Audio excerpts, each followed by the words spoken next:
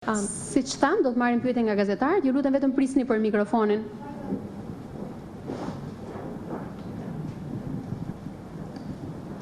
Sonila Agostini, televizioni publik shqiptar. If you would please identify yourself and the outlet that I already did Sonila it. Agostini, she's from the public television.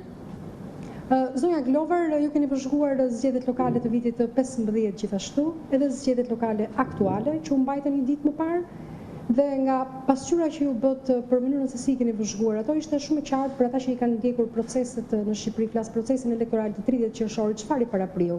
Por mungoi në raportin tuaj një vlerësim nëse këto zgjedhje që u zhvilluan dje i arritën apo jo standardet të cilat ju monitoroni. Ambassador Glover, you have also observed the 2015 local elections in Albania, as well as yesterday's elections. And for those who have already followed what happened before the elections, they know more or less, what happened yesterday.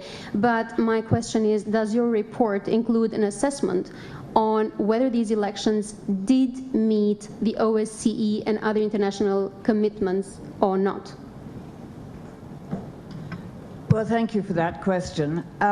We are, of course, still getting information from our LTOs and STOs around the country. So as yet, we don't have a full picture of these elections. Neither do we have any information so far about the complaints and appeal situation. So until we do that, we won't be able to make a proper assessment. But in about 2 months, we will have our final report, and that will contain our assessment of these elections. Faleminderit për pyetjen. Në fakt, ne ende vazhdojmë të marrim informacione nga vëzhguesit tanë afatgjatë dhe afatshkurtër. Ende nuk e kemi tablon e plot, të themi, për gjithë procesin zgjedhor. Derisa të marrim këto informacione, nuk do të mundemi të themi dot përfundimisht nëse këto zgjedhje i përmbushën apo jo angazhimet e OSBE-s dhe angazhimet të tjera ndërkombëtare. Por gjithsesi, si thash më herët, për 2 muaj afërsisht del raporti përfundimtar ku do të jetë ky vlerësim.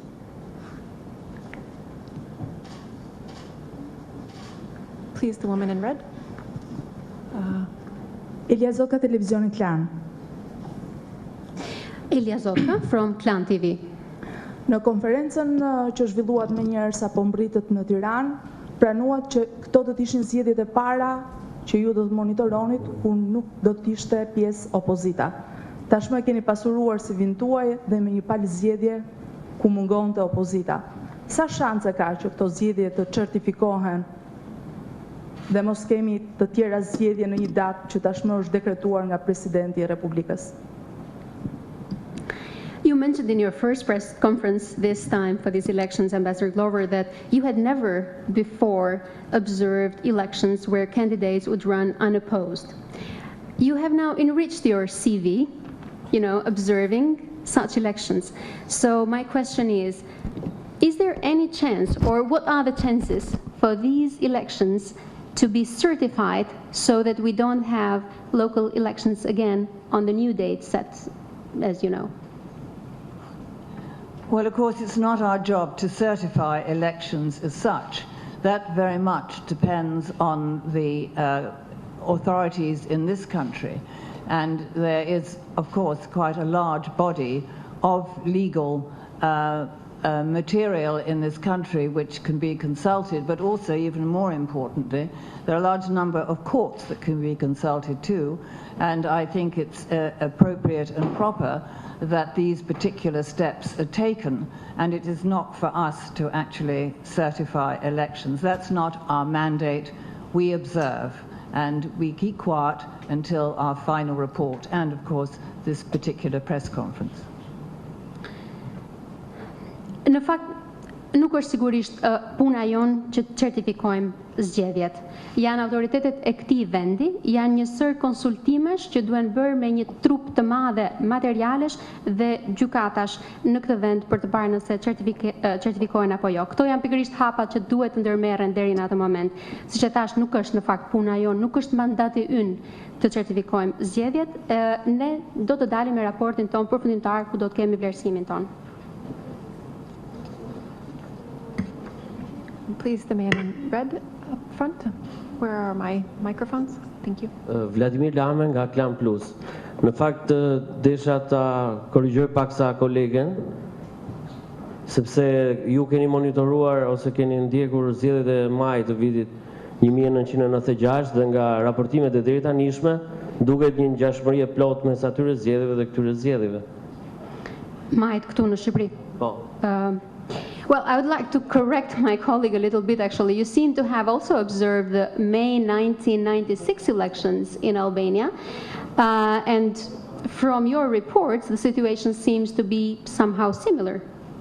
Të tilla standarde që u reflektuan dje, mund na afrojnë hapjen e bisedimeve në muajin tetor me Bashkimin Evropian? And my question is, would such standards demonstrated yesterday help us, help us with the EU accession, opening of EU negotiations? Such what? The standards, the standards you saw yesterday demonstrated.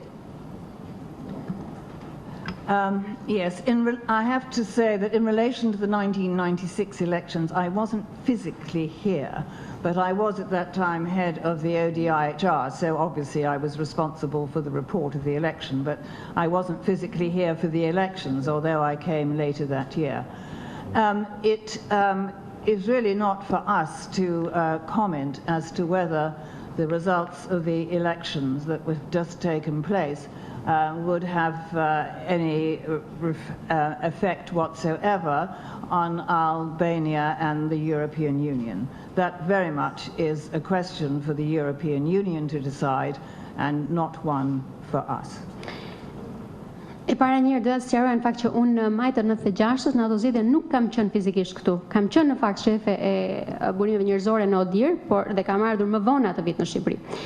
Sa i përket pyetjes suaj nëse këto standarde na ndihmojnë në hapjen e negociatave për Bashkimin Evropian, nuk është në fakt pyetje për ne. Nuk është detyra jonë të themi se ku ndikojnë apo nuk ndikojnë standardet e këtyre zgjedhjeve për Shqipërinë dhe në procesin e saj të Bashkimit Evropian. Do ishte një pyetje më e përshtatshme për Bashkimin Evropian.